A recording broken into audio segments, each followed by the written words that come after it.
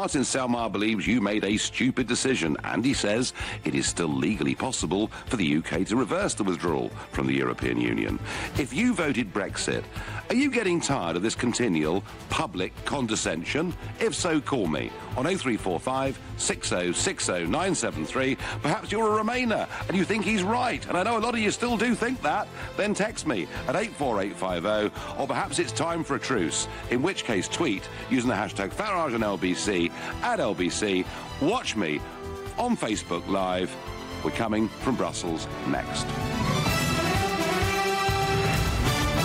On FM, online, on your mobile, and on digital radio. Leading Britain's conversation. This is LBC. Global's newsroom at 7 o'clock. 2 men involved in the sexual exploitation of more than 200 girls in Newcastle have been jailed for a total of 41.5 years. They're the first of a group of 18 people to be sentenced. LBC's Martin Lindsay reports. The court heard the impact this abuse had on the girls, with some now suffering from severe mental health issues. The gang pretended to be their friends but abused their victims in the city's West End over a 3-year period. The youngest was just 13 years old. They were picked up on the streets, taken to house parties where they were raped and plied with drink and drugs. Well, 2 of the men involved in this grooming gang have been jailed today for a combined sentence of 41.5 years. The rest of the gang will be sentenced later this week. Martin Lindsay, LBC, Newcastle Crown Court. 4 serving members of the army have been arrested under anti-terror laws on suspicion of being members of banned neo-Nazi group National Action. It's thought one of the soldiers was detained in Cyprus. It's emerged 2 men who were swept into the sea off the coast of Cornwall yesterday were brothers on a family holiday. They were fishing when they were knocked into the water near Padstow. Charles Allen was rescued but later died. Robert Allen is still missing. People in the Caribbean are preparing for a powerful hurricane which is due to hit overnight. Irma has winds of 180 miles an hour and has been upgraded to the most dangerous storm category.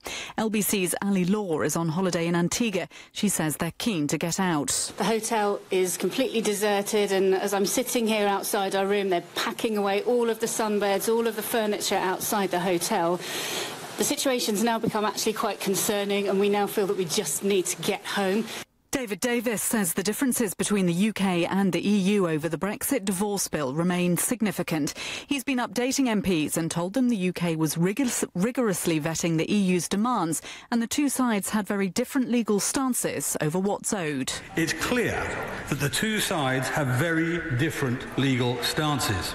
But as we said in the Article 50 letter, the settlement should be in accordance with law and in the spirit of the UK's continuing partnership with the EU.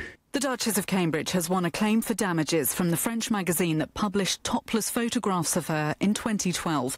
Closer has been ordered to pay Kate and William more than £90,000. The LBC Markets report, the FTSE 100 ended the day down 38 at 73.72. The pound buys you $1.30 and €1.09. LBC weather, clear spells for most places this evening. Some light rain in southeast England. Mostly dry and chilly across the UK with an overnight low of 14 degrees Celsius. From Global's newsroom for LBC, I'm Moira Alderson. LBC travel in East London, Whitechapel High Street is partially blocked eastbound at the junction with the A13 because a car has broken down. In Hendon, you'll find some slow traffic on Brent Street because of an accident there. And on the M3 in Surrey, there's a lane closed northbound at the junction with the M25 because of an accident involving a lorry and a car. In Hampshire, the M3 is slow moving heading south towards junction 12 at Eastleigh because of an accident which is now on the hard shoulder. And in Hertfordshire, the A505 is still partially blocked eastbound between the A1M and Royston because of an accident which is causing delays on the approach. Just outside Manchester on the M6, you'll find a lane closed northbound between junction 26 at the Oral Interchange and 27 for Standish. A pothole has opened up in the road and is causing some delays. LBC Travel, I'm Ross Powell. This is LBC from Global, leading Britain's conversation. The Nigel Farage Show. Mr. Nigel Farage. Thank you, Donald, and good evening, everybody. Well, I'm here in Brussels in the European Parliament, where Bashing the Brits is about to be registered as the first ever national EU sport, because it's coming at us from all different directions, and the one today that has really hit us between the eyes are the comments from a man called Martin Selmayr. Who is he, you say? Well, he is one of the most powerful bureaucrats in the whole of Brussels. He spent the whole of his working life here. He is known as the monster in the building called Berlaymont, which houses most of the 20,000 employees of the European Commission. He's been described in a variety of ways, poisonous, polarising, and a lovely quote here from a senior EU official, unnamed of course, who says, "It's only natural that once you're in power, you have enemies. The problem with Martin is that he has no friends. That means maybe he took it all a little bit too far." Now, he almost came to national prominence during the general election. Do you remember when Mrs May decided she'd invite that nice Mr Juncker for dinner in Downing Street? Gosh, I bet they had to get the corks out fairly quickly that evening. And it emerged the next day that Juncker had called the Prime Minister deluded in her view that the UK could get a rational and sensible trade deal. Now, I saw Juncker and I spoke to him face-to-face about a week after this news report emerged. In fact, I had a bit of a go at him in the European Parliament over it. He said, "Nigel, that was a disaster. That should never have happened."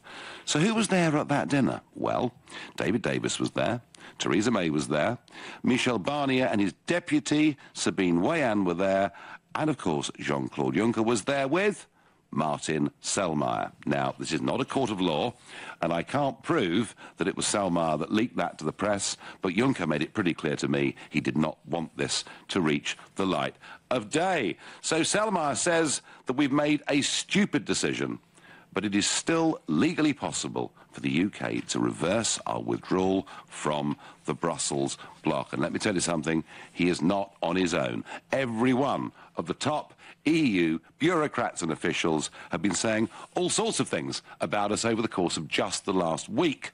So, tell me something. If you voted Brexit, are you tired of this continual public condescension? If you are, I am, then call me on 0345 6060 973. Perhaps you think, and you're a Remainer, and you still are, maybe you think, oh, this Selmayr chap, he's got it about right. The Brexiteers are stupid. And I know a lot of you out there still do think that. Maybe Bob Geldof's listening, I don't know. But either way, text me on 84850. Or perhaps you think it's about time we had a blooming truce on this and simply got on with the result of the referendum, in which case, using the hashtag Farage and LBC, you can tweet at LBC, and of course you can watch me live on Facebook and comment on Facebook from here in Brussels. And our first caller of the evening is Will from Evesham. Will, good evening. Hi, good evening, Nigel. Interesting. I just listened to your comments there. You introduced the show, really. I mean, again, you kind of, you're spinning the propaganda, aren't you? I mean, there's been no Brit bashing. That's just the right-wing press is ever trying to turn things. What have you said? Brexit is stupid. Well, it's difficult to argue, really, isn't it?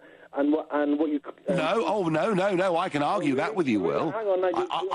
I think it's the boldest. Can I just finish my sentence just before you interrupt?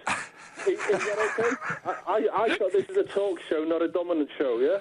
So if I just dear. Oh, we are on our high horse this evening, aren't we, Will? Right, make your point. I will listen in total I'm probably on the same horse as you, Nigel.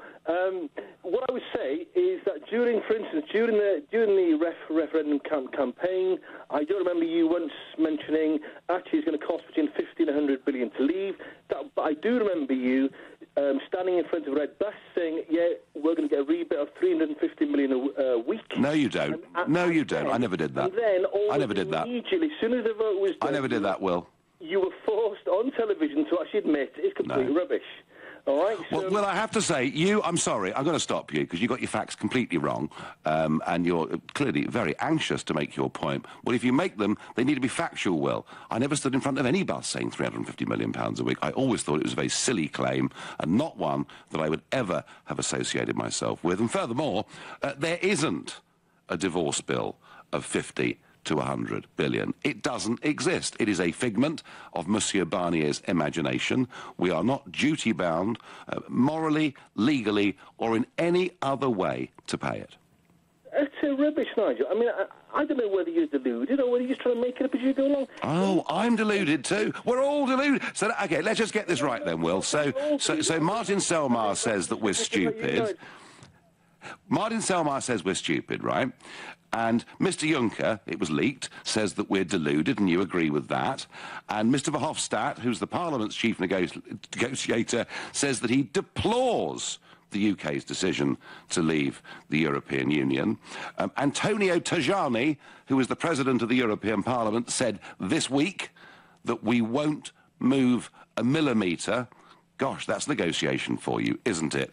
But I think, Will, I think top of the pops is Monsieur Barnier, who said at the weekend there are extremely serious consequences of leaving the single market, and it hasn't been explained to the British people. We intend to teach people what leaving the single market means. It is threats, it is bullying. 350 million into the NHS every week. Oh dear. Will, I'm sorry. I never ever do this, Will, but I'm afraid if you're not prepared to listen or admit you got it wrong, then we are actually wasting our time. You're welcome to call this show again, Will. Check your facts first. Thank you. I'm going to Ron on the Isle of Sheppey. Ron, are you stupid, Ron? Oh, far from it, Nigel. Good evening, Nigel. Good evening. I spoke to you once before. That other gauge was just... I remember. And in fact, I mean, last night we had all first-time callers on the show. You've been on once before. Will from Evesham, that's the second or third time he's come on, and he can't get his facts straight. Now Ron, we've got the entire hierarchy of the European Union this week condemning us, talking down to us, really telling us that we should just reverse what we've done. Are you getting a bit sick and tired of this? I am getting absolutely sick and tired of it, and the only reason they're doing it is because they need the UK money, don't they, to keep their gravy train going. It's quite obvious. Everybody must know that now. In fact, I've had a very interesting conversation, email conversation, with my local MP over this. I don't know if you want me to mention his name or... Well, I know who he is. Yeah, but go on, say it. Gordon Henderson. Yep, and I actually voted for him. Though I was going to vote UKIP, I didn't actually have a candidate. So it was a choice between Lib Dems, Labour, and the Tories. So it was a sort of a choice between the sort of Dandy and the Beano and the Financial Times, really, wasn't it? So I did vote for him.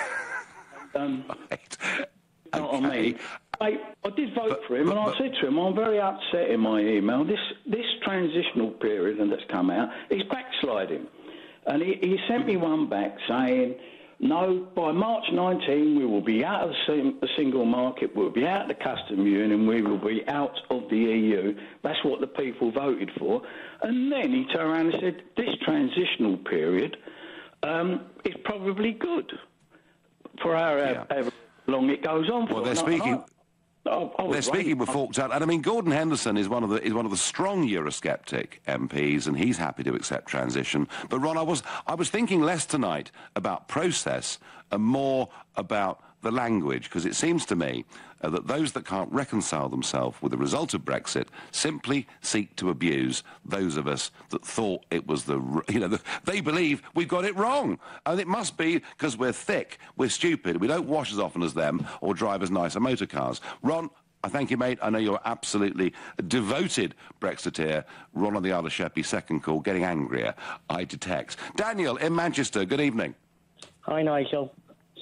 Second time caller again. Are Brexiteers stupid? Sorry, you're a first-timer, are you? No, second-time call. Second-time caller, right. Go on. Tell me, Daniel. Brexit voters aren't stupid, not at all. But I think they made a misinformed decision because of the lies told by yourself and the Leave campaign. Oh, Daniel, you're another one. No, listen, this is fine. I tell you what, you tell me one lie that I told in the campaign, and I will immediately hold my hands up and apologise to everyone watching this show on Facebook Live. So how did I lie, Daniel? Well, where's Turkey in the EU right now? Turkey aren't in the EU, but we were told by the Leave campaign that Turkey would be getting the red carpet rolled out to them. But as we've seen from Angela Merkel in the week, that's a no-go.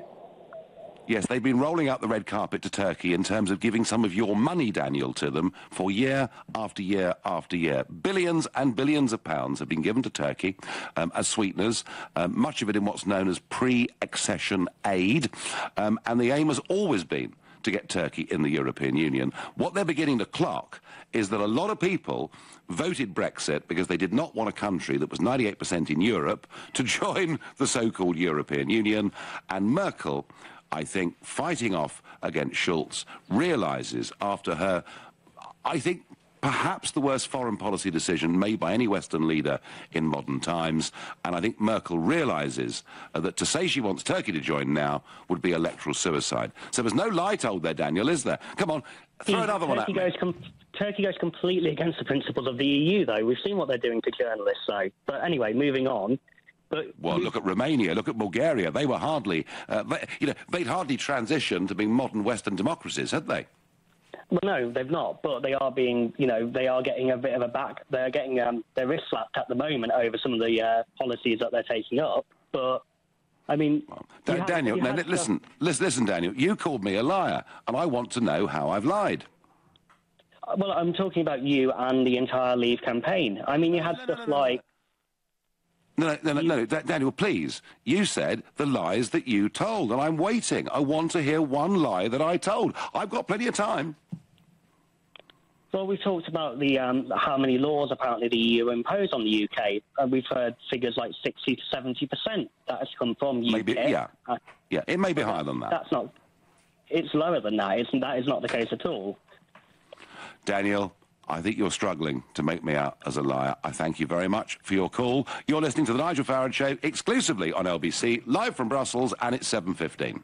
Nick Ferrari at breakfast on LBC. If you look at the activities of the United Nations, which is where, of course, Nikki Haley, the US ambassador, made those comments about North Korea begging for war, what has the UN actually achieved since it was formed at the conclusion of World War II? Where Andrew Mitchell is former Secretary of State for International Development. The United Nations is only as strong as the sum of its parts, and the failures that we have seen in Syria is one which the United Nations could have stopped. Nick Ferrari at breakfast. With Hampton by Hilton. Book direct for the lowest price. Every weekday morning from 7, only on LBC.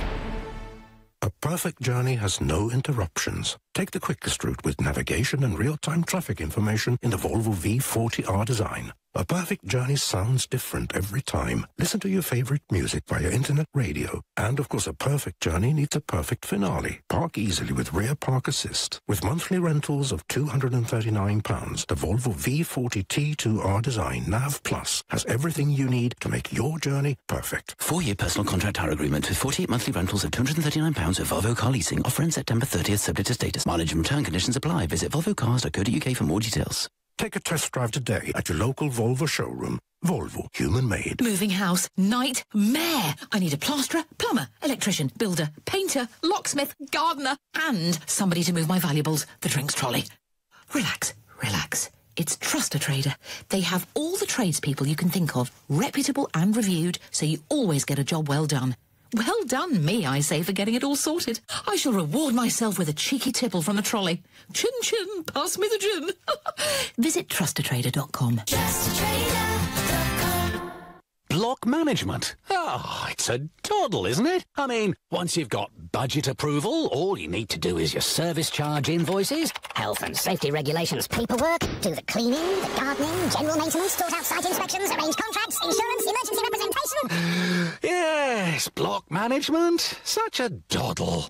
Save time and money and cut down on the stress. For complete block management solutions, just call ABC Estates. ABC will take care of all your day-to-day management, leaving you as happy as Larry. For complete block management solutions, see abcestates.co.uk or call 0800 888 6688. Summer's here. Ice cream, barbecues and sundowners. Typical English days out. And the perfect time of year to replace that old boiler. At Swale Heating, our expert engineers can install a brand new A-rated Worcester Bosch boiler, which comes with a warranty of up to 10 years and a year's free cover for the whole central heating system. Subject to survey, conditions apply. So you and your family won't be left in the cold this winter. Visit swaleheating.com for a quote today. Rely on us to keep you warm. Hi, I was hoping to get a price on selling my car. Online, they offered me £3,000. OK. How about £4,000? What? Really? Brilliant. Yeah, great news. We buy any car too, but we pay £1,000 more. We call that one of life's small victories. Bring Vauxhall a quote from the leading online car buyer and we'll beat it by £1,000 when you trade in your old car for a brand new Vauxhall. Search Vauxhall Buy Any Car. Vauxhall. Isn't life brilliant? Offer in part exchange for new passenger car orders from the 1st of September, which are subsequently registered by 30th of September, based on the true condition of the vehicle. Participating retailers only. Terms and conditions apply. See vauxhall.co.uk/WeBuyAnyCar2. Leading Britain's conversation. The Nigel Farage Show. Tweet at LBC using the hashtag #FarageOnLBC. So EU boss Jean-Claude Juncker's right-hand man, a guy called Martin Selmayr, says we are stupid for voting for Brexit, and that adds to Juncker saying Mrs May is deluded if she thinks we're going to get a free trade deal. Mr Verhofstadt from the European Parliament deploring our vote in the referendum. The President of the European Parliament, Mr Tajani, saying he won't move a millimetre in these negotiations. And just to top the lot, Monsieur Barnier, the charming Frenchman who's leading negotiations on behalf of the European Union, telling us we intend to teach people what leaving the single market really means. Do you remember I called them thugs and gangsters the other week? That, to me, is how they're behaving. Look, they may not like our decision, but it was a democratic decision. And I think the fact the European Union can't cope with it shows you they themselves, frankly, have no respect for democracy. Now, one British MEP seems to rather agree with the EU bosses. His name is Charles Tannock. He's been an MEP for the Conservative Party for London since 1999. And he has applied for an Irish passport because of his disgust over Brexit. He says he is ashamed to be British in many ways. Now, I rang up Charles Tannock before the show and I invited him on, and he wanted to clarify that particular statement by making clear that he now thinks that actually he's ashamed of the way that Britain has treated EU citizens. But either way, he is angry, he is really condemnatory of his own political party, its voters, and he said, I love being British, I love being Irish, I love being European, and see no contradiction between all three. I wonder what voters in London think of Mr Tannock being quoted as saying he's ashamed to be British and applying for an Irish passport. So, you know, there are people out there who think that Brexit was a huge, historic and stupid mistake. And I really want to hear from you on 0345 60 60 973, and I will always listen to all counter-arguments. What I can't listen to are people coming on, being factually inaccurate and repeating it time and again. It's pointless. John in Dartford says to me, when we joined this superstate, we were conned, but we never had a chance to change our minds. We had to accept their laws.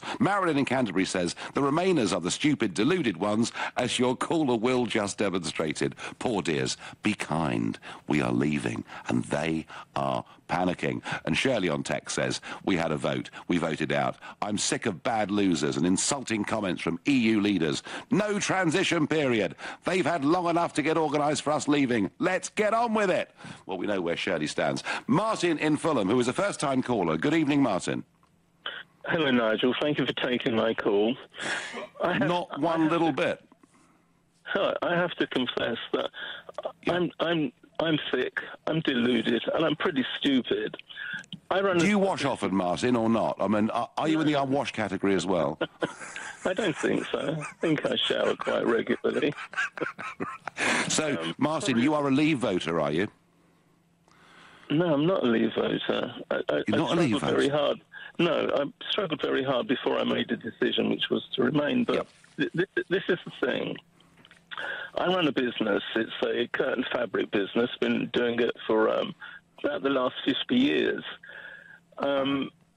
Since the vote, we get a new price list from our suppliers every few days, every week, every couple of weeks, with price increases, because you probably know we lost our textile industry a long time ago. So everything that we sell is imported. maybe from the Far East or from Europe. So our prices are going up. We absorb as much of that as we can, but you probably also know that life isn't easy for high street retailers. So we have to pass it on. So we pass on the price increases. Of course, that makes things more difficult because people have a limited amount that they can spend on curtains, and it's having an effect on our business, a serious effect. I'm going on holiday in a few days, and I'll be lucky to get €1 to £1. And that's because you're being ripped off, Martin. That's because you are being ripped off. Okay. The reality. These companies at the airports. Well, you're being ripped off. But Martin, if you think, as somebody importing fabric and selling curtains, if you think that Brexit has caused the fall of sterling, what were you saying in 2014, Martin? What were you saying in 2015? In fact, sterling has been falling since 2010. Can I finish my point? You haven't let me finish. Yeah. I've admitted to being deluded, sick and stupid because I can't see how I'm better off. I can't see how I'm better off now. I can't see how I'm going to be better off next year or the year after. Please tell me the error of my ways. Martin, the point about... Well, that's a separate argument, isn't it? That's the big debate about Brexit, the benefits or otherwise. The point about sterling that you make is a point that you could have made every single year since 2010 when sterling really started to fall, and it started to fall sharply in 2014. You know, sterling was trading at 134, 135 to a dollar. In February of 2016, it's 130 now, all right? So that needs to be got into perspective. The arguments, Martin, on Brexit are that we free ourselves from a bureaucratic club, we make laws that are appropriate for our industries, and we're able to reach out and do tariff-free business with a bigger, broader world. Martin, I thank you for your call, but I've got to get onto the point here. You know, we are being abused by a whole load of EU leaders and told we're pretty blooming stupid. Have we had enough of being condescended to like this, or do they have a point? Jim in Romford, another new caller. Good evening. Good evening, Nigel. You're one man I'd love to shake his hand again and again and again for your awakening how ridiculous Europe has been. And you're right, we are being condescended, and we've been condescended down to for many, many years. I once myself worked for government where we were working on insurance for laws to be wrote into European policy, 22 points in law, 18 were rejected by the 18 member states at the time. Completely carte blanche against us. I mean, we wrote the modern rule book on insurance, but it's just an example of how Europe has been dictating and steamrolling over us for many years, as if Britain's opinion has never, ever counted. And we must... Do you know, Jim, one of the arguments, Jim, that used to be put was that Britain, being a big, strong country, had huge influence at the centre of European policy-making. And I think one of the killer facts in that referendum was that the last 50 times the British government, both Labour and Conservative governments, had been to the Council of Ministers to say, look, this piece of law is bad news for Britain. Can we do something about it? We lost on all 50 occasions, Jim. It's not just bad news for Britain, it's bad news for Europe. And yet Europe are these people that are completely self-governed and completely in their self-righteousness believe that Britain has tried to rock the boat and unsettle it. That's why we're being patronised. They're frightened of what Britain can go and do. If Britain goes off and makes a success of this, which we will in time, we have no choice because we have to survive, and we do as a nation time and time again, they know that is the consequence of us pulling out of Europe, and that's why they're throwing as much mud, stones, sticks, as much as they like. But as Brits as we are, we'll take the sticks and the mud and the stones and we'll come out the other side. Yeah, well, Jim, I believe that. We'll see the light at the end of the tunnel in time. It's going to take time. But no Jim, more... I believe that, and I thank you, Jim. Lots of it. Adam says, why did anyone vote leave when clearly we had no idea of the consequences? It was impossible to make an informed decision, go around making decisions without the relevant information. And yes, you are stupid. What if we voted to stay in, Adam? What legislation could they have brought upon us? It was uncertain what our future would be had we voted to stay in. And I'm going to go now to James in West Hampstead, another new caller. James, good evening. Hi, Nigel. How are you? Yeah, I'm okay. So what about this war of words? I mean, is it reasonable that we should be talked down to by EU officials like this, James? Well, so my question for you is, do you think that there is any possibility that they may have it right? Well, they've got the euro wrong. They've got the migrant crisis wrong. They've actually spawned new political movements on the far right and the far left all over Europe. No, James, I genuinely believe, and I'm with the previous caller on this, I genuinely believe that the European project, as is bad not just for Britain, but for the whole of Europe too. Listen, I guess the point is that everybody knows that you genuinely believe that. Yes. Clearly, there are good reasons to leave the European Union. There are good reasons to stay. It's not black or white. It is a balance. I think the thing, though, that is unquestionable is that over the last 30-odd years, Britain has enjoyed unprecedented growth and... no, we had much higher... No, James, we had much higher growth in the 1950s and the 1960s than we did ever before we joined the common market. Well, listen, the 1950s, you're talking about a post-war period, so you're talking about from a very, very low period. But I think that the standard of living of everybody living in Britain has improved dramatically whilst we've been living in Europe.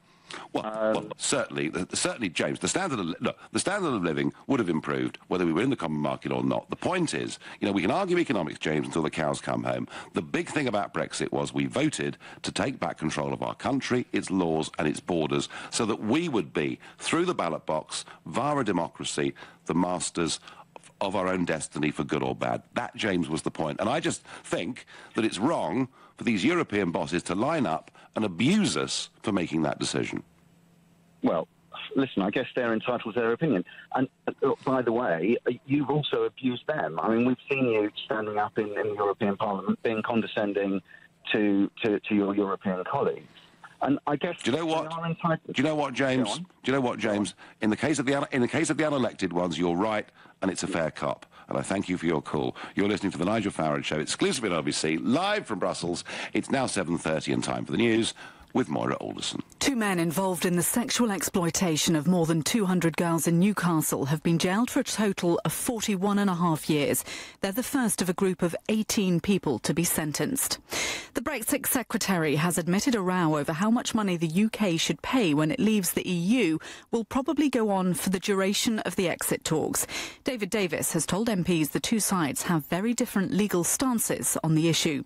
The Duke and Duchess of Cambridge will receive more than £90,000 in damages from the magazine which published topless photos of Kate in 2012. The owner and the editor of the French edition of Closer are among 6 individuals who've also been fined by a Paris court. LBC weather, clear spells for most places this evening. Some light rain in southeast England tonight, but mostly dry and chilly across the UK with an overnight low of 14 degrees. LBC travel on the M3 in Surrey. There's a lane closed London-bound approaching the M25 interchange because of an accident, but so far traffic seems to be coping. In East London, the A12 is queuing from the Bow Underpass to the Blackwall Tunnel. In the City of London, Fenchurch Street's closed for emergency gas main repairs between Gracechurch Street and Lime Street. On the London-Kent border between Biggin Hill and Westerham, the A233 is blocked by a fallen tree to the south of Hawley's Corner. Another fallen tree is closed the A40 at Huntley in Gloucestershire, and to the east of Leicester the A47 is closed in both directions at Skeffington because of an accident. LBC Travel, I'm Mark Percy. This is LBC. Moving house, nightmare. I need a plasterer, plumber, electrician, builder, painter, locksmith, gardener, and somebody to move my valuables, the drinks trolley. Relax, relax. It's Trust a Trader. They have all the tradespeople you can think of, reputable and reviewed, so you always get a job well done. Well done me, I say, for getting it all sorted. I shall reward myself with a cheeky tipple from the trolley. Chin chin, pass me the gin. Visit trustatrader.com. London. There's 8.5 million of us, all in a hurry to get somewhere. To work, school pickup, or a first date. Hey, who knows, this time it could be the one. So why can't we be more considerate of each other and help everyone get there on time?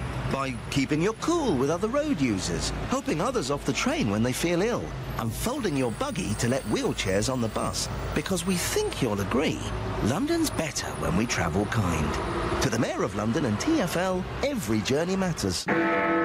Come to Galliard Homes for brand new London apartments from £225,000 with estimated yields of up to 5.8%. Westgate House is superbly located just a 6-minute walk to the Tube that has you in the West End in 21 minutes, which is roughly the same time it'll take you to drive to Heathrow. There are exclusive on-site facilities such as a private health club, screening room and 24-hour concierge. To buy in London from £225,000, come to Westgate House, Westgate, London, W5 1YY from 5 p.m. on Friday the 15th until 5 p.m. on Sunday the 17th of September. Call 0203 770 6300 or visit galliardhomes.com. That's galliardhomes.com. Hi, I was hoping to get a price on selling my car. Online, they offered me £3,000. OK. How about £4,000? What? Really? Brilliant. Yeah, great news. We buy any car too, but we pay £1,000 more. We call that one of life's small victories. Bring Vauxhall a quote from the leading online car buyer and we'll beat it by £1,000 when you trade in your old car for a brand new Vauxhall. Search Vauxhall Buy Any Car. Vauxhall. Isn't life brilliant? Offer in part exchange for new passenger car orders from the 1st of September, which are subsequently registered by 30th of September, based on the true condition of the vehicle. Participating retailers only. Terms and conditions apply. See vauxhall.co.uk/WeBuyAnyCar2. Leading Britain's conversation. The Nigel Farage Show. Tweet at LBC using the hashtag #FarageOnLBC. Brit bashing here in Brussels is about to become a registered EU sport, as every single one of them lines up to say we're wrong, we're deluded, we're stupid, we've made a deplorable decision, and they won't budge a millimetre in the negotiations, and we're going to be taught a jolly good lesson about what life outside the single market means. And meanwhile, back in the House of Commons, David Davis is reporting to the House of Commons on how the third round of our negotiations went in Brussels. And he says that no final Brexit bill will be agreed until the eve of our departure in 2019. So this is the British government strategy. They won't agree any individual part of the renegotiation. They want to draw all the strings together to agree a complete package. Clearly, he sees no prospect of that happening until right at the end of this process, and we're talking now about moving towards the end of March 2019. And there is, of course, a very big danger in all of this. The danger is whatever gets agreed, the European Parliament could simply veto the whole thing. So we could have gone through, 9 months of waiting for Brexit to be triggered, 2 years of Article 50 negotiations, and we could find ourselves at the end of this no better off than we were. I have a feeling that British public opinion, particularly for those of us who are stupid enough and deluded enough to have voted for Brexit, I can't see us waiting until right at the end of this process, patiently. I think we're going to want to know some more facts. I think in many ways we're going to want to know why we're being asked to pay any exit fee at all, given that under the treaties we're not obliged to, and we of course have that 9 billion sterling investment in the European Investment Bank. So back to the callers. Do you think it's right and fair and reasonable for us to be condescended to in this way by Juncker, his staff, in fact, here in Brussels, Uncle Tom Cobley and all are being rude about the Brits? Leanne in Bishop Stortford, another new caller. Good evening, Leanne. Good evening, Mr. Farage. Good evening. I don't know where to start, to be honest with you, because you have got the upper hand, seeing as you're continually talking about this subject. So I shall start with, yes, I do think people are misinformed. We seem to be going on all the time about, including yourself, about manufacturing. Financial services never really seem to get a mention by most of the callers that phone in, and that is already having an impact. I have a friend who heads up a Brexit team for a major bank in London, and they have already taken £7 billion worth of business to Paris. So if you think that leaving the single market isn't going to have an effect, I don't know where you're coming from with that. It's not clearly any sort of coming out of the single market will have an effect on the export of German cars, but we're talking about a lot bigger than that in the City of London. So what have you got to say about our loss of financial services? Do you know what, Leanne? I spent 20 years working in that industry. My father was in that industry. My grandfather was in that industry. And my son is in that industry. Our family have spent a lot of time in commodities, financial services, stocks and shares, you name it. In many ways, it's in the blood. And I found it distressing to see 25% of our hedge fund industry leave London directly as a result of EU regulations that came in after the credit crunch of 2008. Some of them gone to Zurich, some of them have gone to Singapore and will never be seen again. I find it distressing. We need to have those regulations in order to operate within Europe. We need, Leanne, hang on, Leanne, we need to have appropriate regulation. You know, of course we need regulation, we need appropriate regulation, and the real point, Leanne, is this. Just on that point then, okay, because now we're getting to the nitty-gritty. Who is going to make... So you're quite prepared, as along with other things, to cherry-pick the European Court of Justice for the bits that you actually want, and then, but it's not good enough for anything else. So you want Leanne, things that you want, but you won't accept the ECJ for the other things. No, I won't accept them for anything. Not for anything. Right. I don't want foreign courts having... Financial services, you've raised this point, it's Britain's biggest industry. And it isn't just the City of London. It's people working in Cardiff. Do you think, Leanne, the British government, mandated by the British people, should be in charge of Britain's biggest industry, or an unelected group of people in Brussels and Luxembourg and elsewhere? Nigel, can you cut that, please? Because that the European Commission are all unelected, Leanne, and Leanne, listen. They're not directly elected, the same as Theresa May hasn't been elected by us. So I think you're spinning that line again, the same as... Just to change the subject, but you said, what lies have you told? You said about the £350 million. Leanne, oh no, please don't go down that route. Leanne, well, you've got to get your facts right, Leanne. What you do say is £55 million a day. That's what you said towards the EU membership. You didn't say the £350 million towards the NHS. What you clearly said was, we pay £55 million a day to be an EU member, and that is not true. You've doubled the figure. So what you do is you very cleverly spin I spent the whole of the referendum campaign, Leanne, saying we pay £30 million a day. Now let's get back to something substantive. Because you're making million. And also you're very clever as well. It's not particularly suggesting, oh, Norway, yes, what's wrong with Norway? There's nothing wrong with Norway. They're a very rich country. I've seen so many clips of you, Nigel, saying that. And then when it comes down to it... I tell you what, let's get one factual thing straight, shall we? Let's get one factual thing straight. The sole source of legislation in the European Union that governs financial services is proposed by the unelected European Commission. Not a single one of the 28,000 of them can be voted for or can be removed by the electorate. And they have the sole ability to make laws that affect Britain's biggest industry. And Leanne, whether we get it right or whether we get it wrong, I think we as a country should be in charge of our biggest industry. Leanne getting very upset there and accusing me of using a £350 million a week figure. I never did, ever do it. Trevor in Alston in Cumbria, good evening. Good evening, Nigel. Yeah, it's very nice to speak to you. Now, so Trevor, were you a Leave voter, Trevor, or a Remain voter? I was a Leave voter. Right. So does that mean you're stupid, Trevor? What? I am certainly not stupid. I'm very disappointed in you, Nigel, actually. Oh, go on. I joined UKIP, you see, and then you left. And when you left, I left. And I'm never going to vote again. But well, Trevor.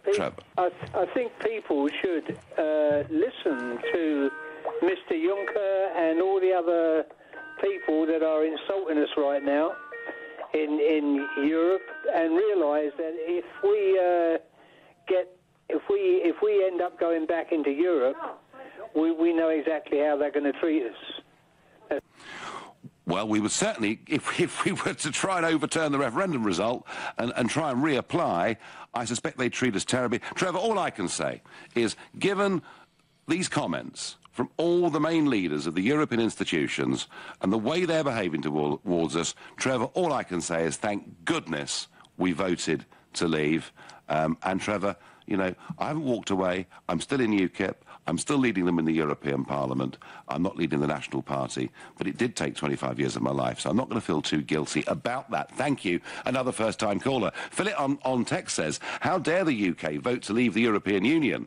They are tearing their hair out, trying to work out how to make us have another referendum and to get the answer right this time. They don't believe in democracy. Well, I agree with that. Julian Redbridge says, yes, of course, people who voted leave are stupid.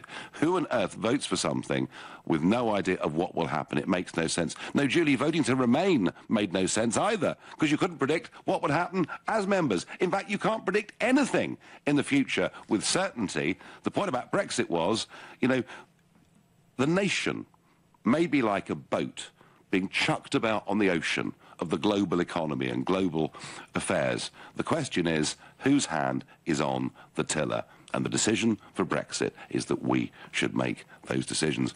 Kate from Sandgate says, you have a lot to answer for, Mr. Farage. If we are not stupid, we certainly look it. Leaving our biggest market with no assurance we will have tariff-free trade is nothing but stupid. Kate, do you know something?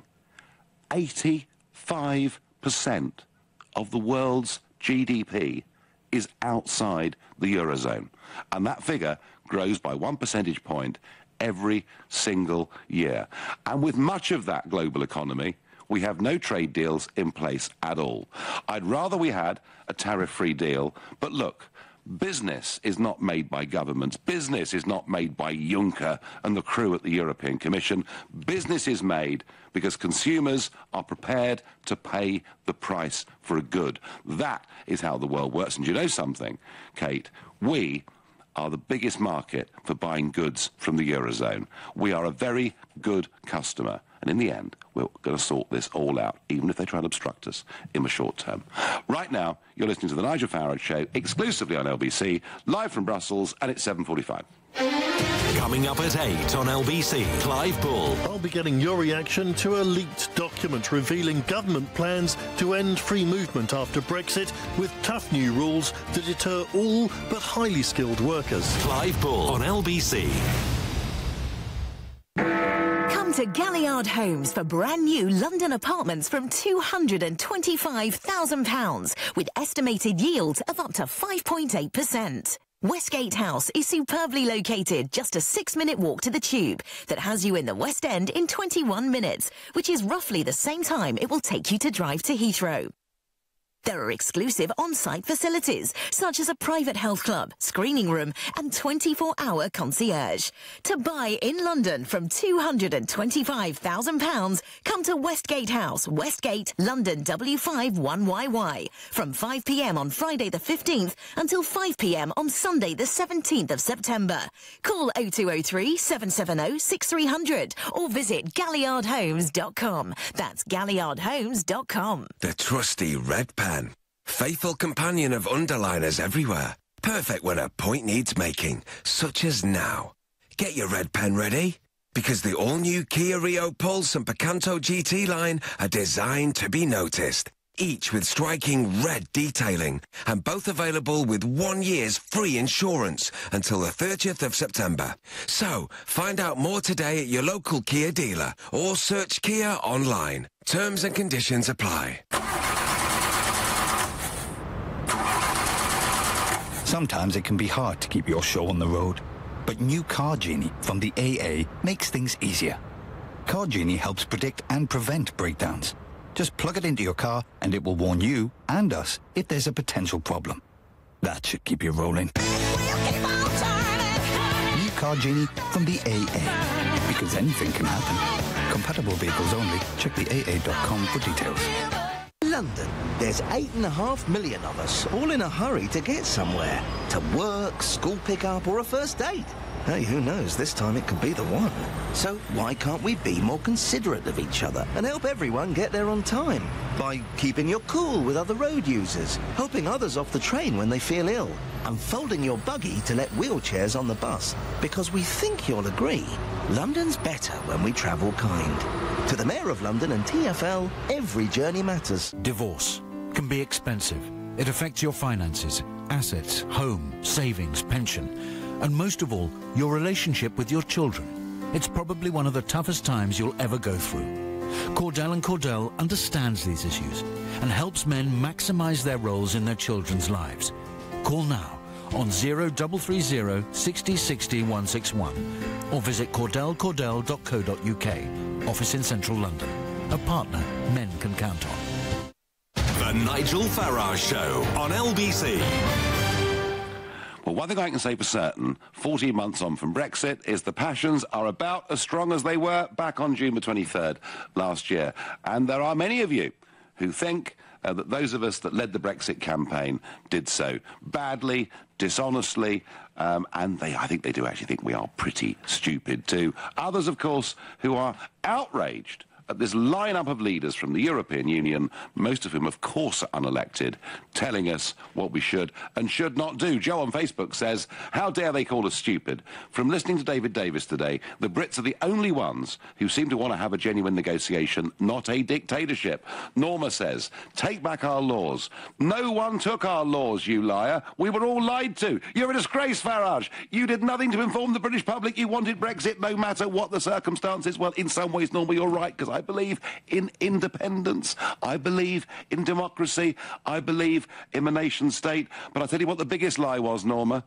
The biggest lie was nearly 50 years ago, with the politicians lining up and saying to my parents' generation, you're just joining a common market. It's just going to be for trade. Don't worry, your little heads, it'll all be fine. In fact, Norma, the whole thing was based on the most gigantic lie. And Steve says, I rather like this. I would much rather be stupid than a bully. The history books will not look well on the European Parliament if they continue throwing barbs. Luckily, we're very unlikely to be the last country to leave. So, passion's strong. And we're going to County Down in Northern Ireland to speak to Henry. Henry, am I stupid? Are you stupid? I mean, are we all stupid?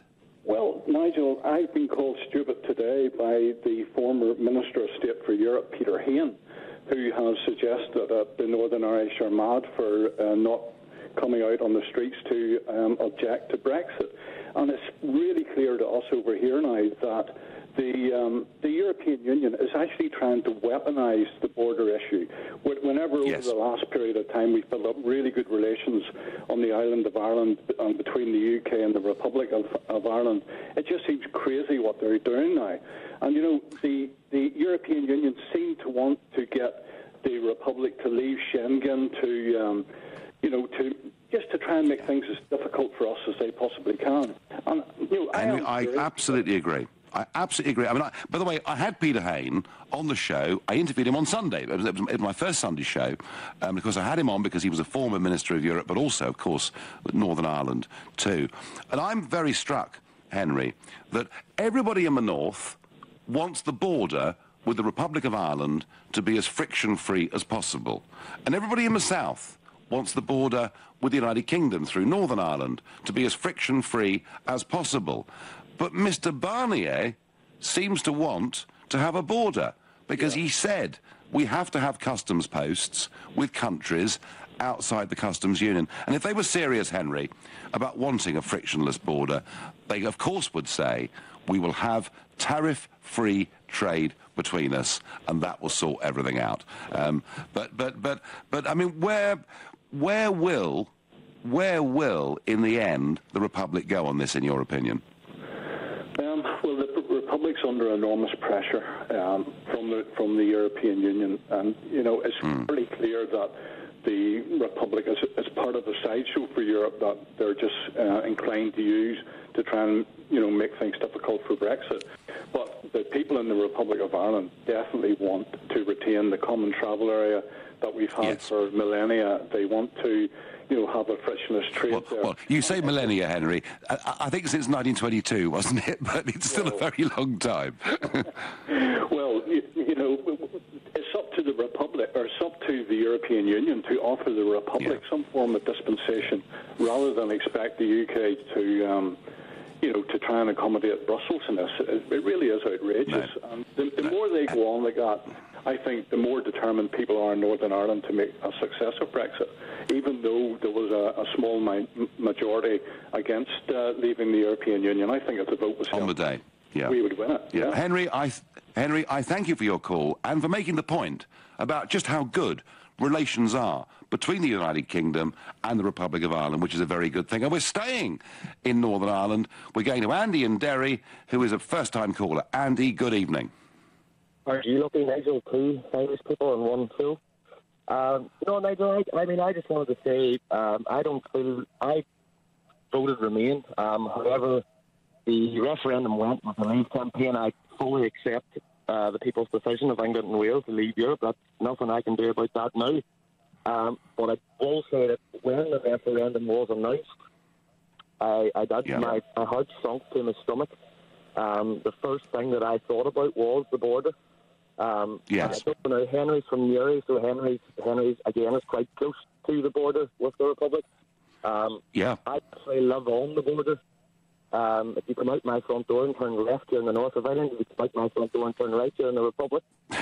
Now my big worry is that if I want to I think, Andy, that's called having a real vested interest in this subject. Absolutely. But Andy, look, I mean, honestly, what I like about people like you is that you recognise it was a democratic decision and we should get on with it. And I just want to reassure you, that everybody in the north and all the businesses in the south all want to have a friction-free border. And the best way to absolutely guarantee it is to have no customs. I just can't see how it's going to happen. I just don't. I mean, again, as I was saying, on a daily basis, just from living where I live, I'm on the border, and then I work as a lorry driver, so I cross that border anywhere between 2 and 10 times a day. Yeah. And again, my big fear is people keep saying about a technology-heavy border, but is Michelle Barnier really going to want to leave the one true border between the UK and the rest of Europe wide open with technology? Because, let's face it, technology, it doesn't have the same... Technology can't pick up on suspicious people. But Andy, if we have a grown-up, tariff-free deal between us and the European Union, you'll have no problem. Andy, I thank you. Fascinating call. Someone living literally on the border. John in Wales says, "Hi, Nigel. The message you read out about free trade. I wish people would understand we don't have a free trade deal with the EU. It costs billions in membership fees. Who are the really stupid ones?" I get the point. You're absolutely right. Billy says, "I dare you to read this out. I don't know you. Brexit is not going to happen. Vote Labour." Well, Billy, if you don't want Brexit to happen, Sir Keir Starmer, the shadow Brexit secretary, has been very much on your side in the House of Commons today, because Labour are going to oppose the Great Repeal Bill. Labour are, I think, going to do their very best to try and prevent real Brexit from happening, which I think for many millions of people who voted for Jeremy Corbyn, believing him on this issue and many others to be a principled man, is a very disappointing moment. And my last caller of the evening is Anthony in Watford. Anthony, good evening. Good evening, Nigel. Are we being condescended to, Anthony? No, well, I've got some praise and I've got some criticism for you, Nigel. This is the third time I've had the pleasure of talking to you. I'm a staunch Remainer. I've tried my damnedest over the last 3-4 months to listen to the arguments and say, perhaps I'm wrong. Nigel, what have you done to this country? Can you look me straight in the face and say, I've done nothing to this country? If you're on Facebook, if you're watching on Facebook Live, I'm doing it right now, Anthony, but go on, yeah. 3 things. I gave my daughters £100 sterling the other week to go to Spain. She came back with 98 euros. There's a chap who phones one of the programmes one night, LBC. He's got a factory in Brighton. He's taken a factory to Spain, just out of Seville, a purpose-built factory. He went to his local MPs. They didn't want to listen to him. They didn't want to help the man. He's taken 185 of his employees and their dependents. 450 people are going to Spain. Anthony, we're running out of time, Anthony. We're running out of time, Anthony. I'm sorry. I understand your point that sterling is lower than it was at the time of the Brexit referendum. But Anthony, and I keep making this point, and I will go on making this point. In fact, what we need to do, I think, I'm looking at my producer, we need to get some sterling charts, I think, up on the LBC website for people to understand that sterling started falling quite sharply back in 2010. That decline accelerated after 2014. Yes, sterling is lower after Brexit, but the really big falls happened before. And I'm sorry to lose Anthony, who I know takes it seriously. Look, all I can say is, the way these people are behaving, thank goodness we're leaving. They're bad people. They don't respect democracy. They don't respect the nation state. We need to man up, sort this out, and get out, frankly, I'm beginning to think, as quickly as possible. You've been listening to the Nigel Farage Show on LBC, live from Brussels. I'm back tomorrow evening from 7 in London. Coming up at 10, it's Ian Collins, but up next, it's Clive Bull. Nigel, thank you. Now, we were going to talk in the next hour about David Davis and what he had to say. He went to Parliament